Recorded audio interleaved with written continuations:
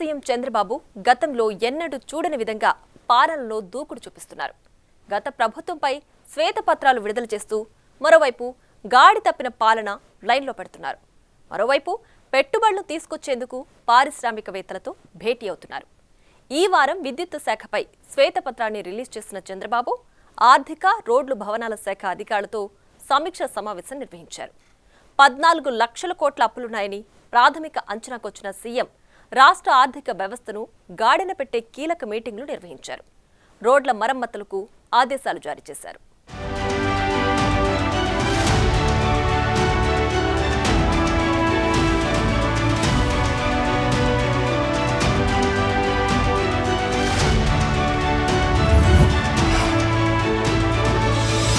తెలంగాణలో కూడా party బలోపేతంపై AP CM Chandrababu దృష్టి పెట్టారు. 4సారి సీఎం అయిన తరువాత తొలిసారి హైదరాబాద్లోని ఎన్టీఆర్ ట్రస్ట్ భవన్లో పార్టీ శ్రేణులతో సమావేశమయ్యారు.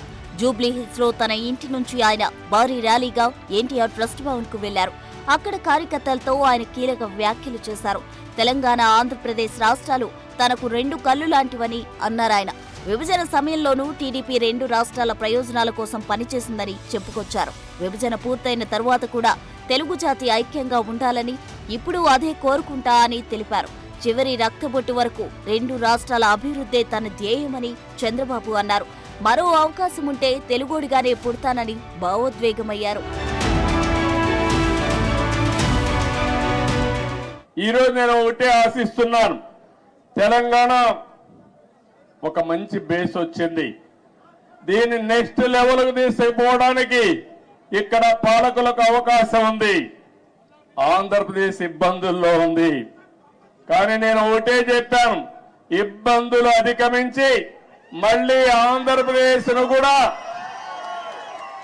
గట్టెక్కించే బాధ్యత, అభివృద్ధి చేసే బాధ్యత నేను తీసుకుంటానని చెప్పి కూడా నేను మీకు తెలియజేస్తున్నా. నా ఆలోచన ఒకటే, ఒక్క విషయం మీరందరూ గుర్తుపెట్టుకోవాలి. నేను పదే చెప్తున్నాను, కొంతమందికి నమ్మకాలు ఉండవు. నేను ఎప్పుడో తయారు చేశాను విజన్ 2020 అని.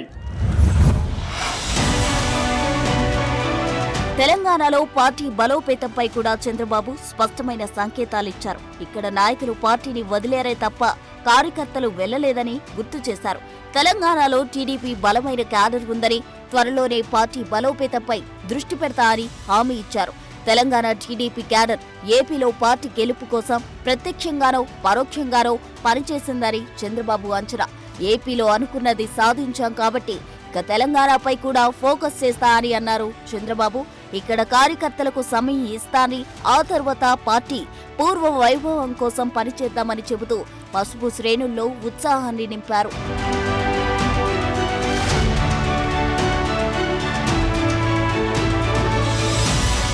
పార్టీ ఆఫీసులు టైం ఇస్తా, అందరితో కలుస్తా, ముందు అక్కడ సెట్ చేసి మళ్ళా మీ దగ్గరకు వచ్చి ఎప్పటికప్పుడు మీకు అందుబాటులో కూడా ఉంటానని చెప్పి తెలియజేసుకుంటూ, మరొక్కసారి ఈ రోజు మీ ఉత్సాహం చూశాను, అభిమానం చూశాను. నా జీవితంలో ఎప్పుడూ మర్చిపోలేను. ఇవన్నీ ఒక్కొక్క నాయకుడికి ఒక్కొక్క సమయంలో మధుర స్మృతులుగా జ్ఞాపకం ఉంటాయి. పాత టీడీపీ నేత, ప్రస్తుత మంత్రి తుమ్మల నాగేశ్వరరావు చంద్రబాబుతో మర్యాదపూర్వకంగా భేటీ అయ్యారు. చంద్రబాబు ఇంటికి వెళ్లి కలిశారు. 2 రాష్ట్రాల అభివృద్ధిపై ఇద్దరు నేతలు చర్చించారు. రోడ్లు, జలవనరులు, రైల్వే లైన్లపై చర్చించారు. భద్రాచలం 5 గ్రామాల విలీనం ఆవశ్యకతను మంత్రి తుమ్మల చంద్రబాబుకు వివరించారు. పట్టిసీమ నుంచి ప్రకాశం బ్యారేజ్ కు, అక్కడి నుంచి పులిచింతల, నాగార్జున సాగర్ కు గోదావరి జలాలు తరలింపుపై కూడా ఇద్దరి మధ్య చర్చకొచ్చింది. జల వివాదాలు లేకుండా 2 తెలుగు రాష్ట్రాలు అభివృద్ధి పదంలో సాగేందుకు చంద్రబాబు అనుభవం ఎంతో దోహదం చేస్తుందని తుమ్మల అన్నారు. చంద్రబాబుతో భేటీ ఎంతో ఆప్యాయంగా సాగిందని మంత్రి చెప్పారు.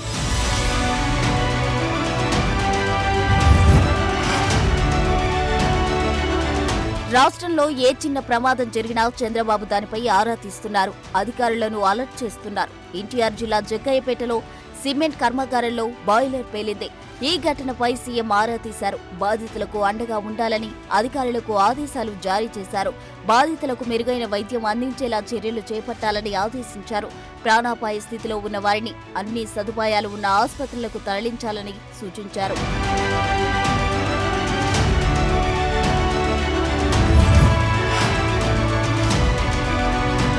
జగ్గాయపేట సిమెంట్ కంపెనీలో జరిగిన ప్రమాదంపై సోమవారం మరోసారి సీఎం చంద్రబాబు సమీక్ష సమావేశం నిర్వహించారు. సీఎం చొరవతో బాధిత కుటుంబాలకు కంపెనీ ఆర్థిక సాయం కూడా ప్రకటించింది. మృతుల కుటుంబాలకు 50 లక్షలు, గాయపడిన వారికి 25 లక్షల రూపాయలు ఇవ్వాల్సిందేనని కంపెనీ యాజమాన్యానికి సీఎం తేల్చి చెప్పారు. దీంతో సిమెంట్ కంపెనీ ఆర్థిక సాయం చేసేందుకు అంగీకరించింది. రాష్ట్ర స్థాయి బ్యాంకుల కమిటీతో మంగళవారం సీఎం చంద్రబాబు సమావేశమయ్యారు. బ్యాంకులు ప్రజలకు ఇస్తున్న రుణాలు ఏ రంగాలకు ఎంత కేటాయిస్తున్నారనే దానిపై సీఎం ఆరా తీశారు. 2024-25 సంవత్సరానికి 5.4 లక్షల కోట్ల రూపాయల రుణాలు ఇవ్వాలనుకుంటున్నట్లు సీఎంతో ఎస్ఎల్బీసీ చెప్పింది. అంతేకాదు ఆ నిధులు కూడా విడుదల చేసింది. అందులో 3.75 లక్షల కోట్ల ప్రాధాన్య రంగాలకు, మిగిలిన 1.65 లక్షల కోట్లు ఇతర రంగాలకు కేటాయించారు. ఒక్క వ్యవసాయ రంగానికే 2.64 లక్షల కోట్ల రుణాలు ఇవ్వాలని లక్ష్యంగా పెట్టుకున్నాయి. అంటే గతేడాదితో పోలిస్తే ఈసారి 14% ఎక్కువ. వ్యవసాయ రంగంలో మౌలిక వసతుల కల్పనకు 32,600 కోట్ల రూపాయలు లోన్లు ఇస్తామని బ్యాంకర్లు చంద్రబాబుతో చెప్పారు. డీబీటీ పథకాల అమలు, అభివృద్ధికి బ్యాంకర్ల సహాయం అవసరమని సీఎం చంద్రబాబు ఈ భేటీలో చెప్పారు. డ్వాక్రా సంఘాలు బలపడాలంటే బ్యాంకర్లు కీలక పాత్ర పోషించాలని కోరారు.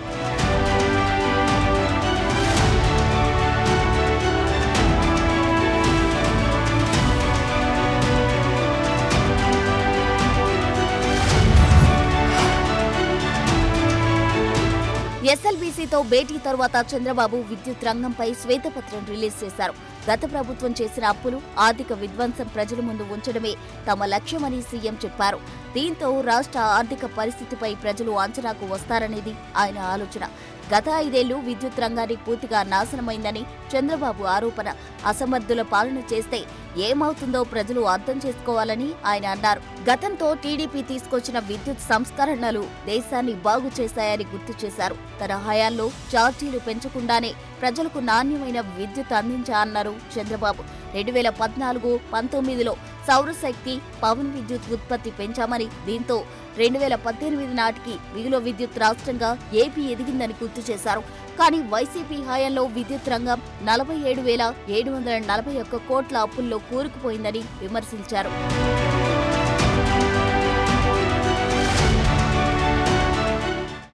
మొత్తం కలిసి ఒక అసమర్థుడి పరిపాలన వల్ల 47,741 కోట్లయింది. అంటే తిక్కలోడు తిరణాలకు పోతే ఎక్కనో దగ్గర సరిపోయిందంటారు. ఆ పరిస్థితిలో మనం ఉన్నాం. ఏంటిది? ఏంటి పరిపాలన? ఇలాంటి వాడు అర్హత ఉందా పరిపాలించడానికి? ఇలాంటి వ్యక్తుల్ని సపోర్ట్ చేస్తే ఏమవుతారు? వైసీపీ అసమర్థత వలన ఊహించని కోణాల్లో విద్యుత్ సంస్థలు నష్టాల్లో కూరుకుపోయాయని చంద్రబాబు చెప్పారు. విద్యుత్ సంస్థలే కాదు, విద్యుత్ ఉద్యోగులు కూడా జగన్ మోసం చేశారన్నారు. ఏపీ జెన్కో ట్రాన్స్కో ఉద్యోగులు పీఎఫ్ డబ్బు 2,513 కోట్లు తీసుకెళ్లి బ్యావరేజెస్ కార్పొరేషన్లో పెట్టుబడులు పెట్టారని షాకింగ్ కామెంట్స్ చేశారు చంద్రబాబు. ఇలా డైవర్ట్ అయిన పీఎఫ్ డబ్బులు తిరిగి రాకపోతే పరిస్థితి ఏంటో అర్థం కావడం లేదని ఆవేదన వ్యక్తం చేశారు. విద్యుత్ ఉద్యోగుల కష్టాన్ని లిక్కర్లో పెట్టుబడిగా పెట్టాయంటే జగన్ ప్రభుత్వం ఎలాంటి దుష్ట ఆలోచనలు చేసిందో అర్థమవుతుందని సీఎం వివరించారు. వీళ్ళ దగ్గరుండే డబ్బుల్ని AP Genco investment and PNG trust and PF trust funds APSBCL bonds కొనుగొన్నారు. ఈ డబ్బులు తీసుకుపోయి బ్రివరీస్ కార్పొరేషన్లో పెట్టి ఆ డబ్బులు తీసుకుపోయి గవర్నమెంట్లో సబ్సిడీస్ ఇచ్చుకోవడం, ఖర్చులు పెట్టడానికి ప్రయత్నం చేశారు. అంటే ఈ డబ్బులు కూడా రేపు రాకపోతే గోయిందా. అంటే కడాన ఎంప్లాయీస్ యొక్క ప్రావిడెంట్ ఫండ్ నుంచి ఇచ్చే డబ్బులను కూడా వీళ్ళు కొట్టేయాలని ప్రయత్నం చేశారు, డైవర్షన్ చేసేసారు. వైట్ పేపర్ రిలీజ్ చేసిన టైంలోనే ఇసుక పాలసీ విషయంలో వైసీపీకి చంద్రబాబు కౌంటర్ వేశారు. ప్రభుత్వం ఏ మంచి నిర్ణయం తీసుకున్నా దానిపై ప్రతిపక్షం విష ప్రచారం చేస్తుందని మండిపడ్డారు. ఎన్నికల హామీ ఇచ్చినట్టుగానే ఇసుకను ఉచితంగా ఇస్తున్నామని గుర్తు చేశారు. రవాణా ఛార్జీలు కూడా తామే భరిస్తుందని హామీ ఇచ్చినట్లు వైసీపీ తప్పుడు ప్రచారం చేస్తుందని ఆగ్రహం వ్యక్తం చేశారు.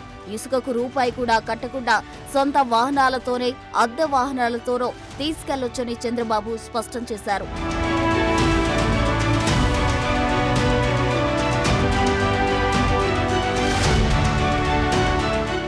ఎట్లా మాట్లాడుతున్నారంటే ఉచిత ఇసుక అంటే మేము ఇసుక ఇంట్లో ఇస్తామని చెప్పామని మాట్లాడతారు.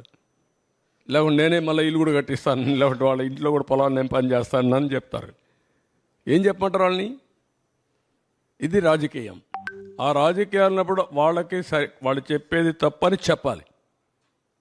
దీనికంటే ట్రాన్స్పరెంట్ పాలసీ ఏమందంటే జిల్లాలకు అప్పచెప్పాం, స్టాక్స్ అన్నీ వాళ్ళకే ఇచ్చేసాం, అక్కడ ఇసుక తీయమన్నాం. ఏ నదిలో అయినా ఏ కాలువలో అయినా ఇసుకుంటే వాళ్ళ ట్రాక్టర్ ఉంటే ట్రాక్టర్కి, ఎడ్ల బండి ఉంటే ఎడ్ల బండికి నెత్తి మీద పెట్టుకోగలిగితే నెత్తి మీద పెట్టుకో తీసుకోమంటున్నాం. బ్యాంకర్లతో జరిగిన సమావేశంలోని కీలకమైన అంశాలు చంద్రబాబు వైట్ పేపర్ సమయంలో ప్రస్తావించారు. ఆర్థిక నేరాలకు అవకాశం ఉండకుండా బ్యాంకర్లకు ఆదేశాలిచ్చా అన్నారు సీఎం. పెద్ద నోట్ల వాడకాన్ని తగ్గించాలని సూచించా అన్నారు. డిజిటల్ కరెన్సీ వాడకం పెంచితే ఆర్థిక నేరాలు కట్టడి అవుతాయని సీఎం ఆలోచన. రాజకీయ ముసుగులో కరుడుగట్టిన నేరస్తులు వచ్చి రాష్ట్రాన్ని లూటీ చేసి, ఆ లూటీ చేసిన డబ్బులతో ఎక్కడికక్కడ బ్రైవింగ్ ఇచ్చేసి వ్యవస్థలకే ఒక ఛాలెంజ్గా తయారైపోయారు. అదొక సమస్య ఉంది నాకు ఇక్కడ. మీరు గుర్తుపెట్టుకోవాలి, వ్యవస్థలో 5 ఏళ్లు సంపాదించిన డబ్బులుంది.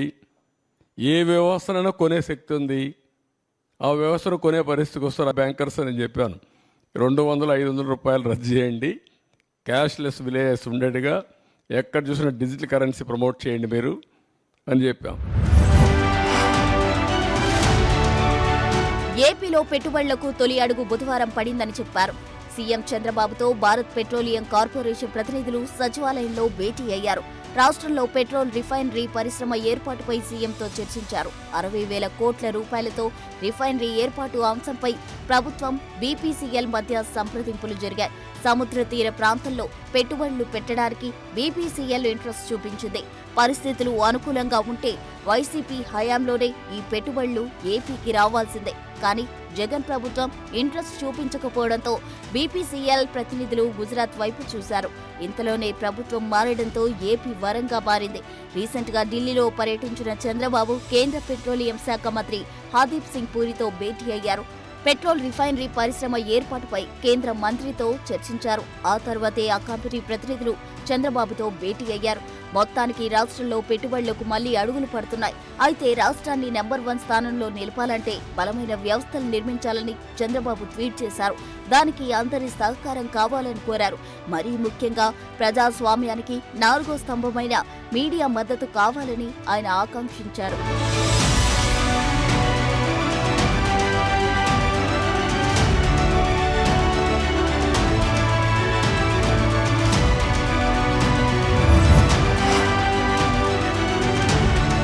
అన్ని శాఖలలో శ్వేతపత్రాలు విడుదల చేస్తున్న ఏపీ ప్రభుత్వం ఆర్థిక శాఖపై ఫోకస్ చేసింది. త్వరలో ఆర్థిక శాఖపై వైట్ పేపర్ రిలీజ్ చేయనుంది. దీంతో రాష్ట్రానికి ఉన్న అప్పులు, ఆదాయాలపై అధికారులను అడిగి తెలుసుకున్నారు సీఎం చంద్రబాబు. ఇప్పటి వరకు రాష్ట్రానికి 14 లక్షల కోట్ల అప్పు ఉందని ఆర్థిక శాఖ అధికారులు ప్రాథమికంగా ఓ అంచనాకు వచ్చారు. ఇదే విషయాన్ని సీఎంకు చెప్పారు. ఇక ఇవి కాకుండా పెండింగ్ బిల్లులు ఎంత ఉన్నాయనే అంశంపై కూడా చర్చించారు. ఒక్కో శాఖకు ఉన్న అప్పు ఎంత, పెండింగ్లు ఎన్ని అనే వివరాలను కూడా అధికారులను అడిగి సీఎం తెలుసుకున్నారు. ఇక ఈసారి పూర్తి స్థాయి బడ్జెట్ కాకుండా ఓట్ ఆన్ అకౌంట్ ఆర్డినెన్స్ పెట్టాలని ఆర్థిక శాఖ ఈ సందర్భంగా ప్రతిపాదించింది. For more videos like this, subscribe Big TV channel.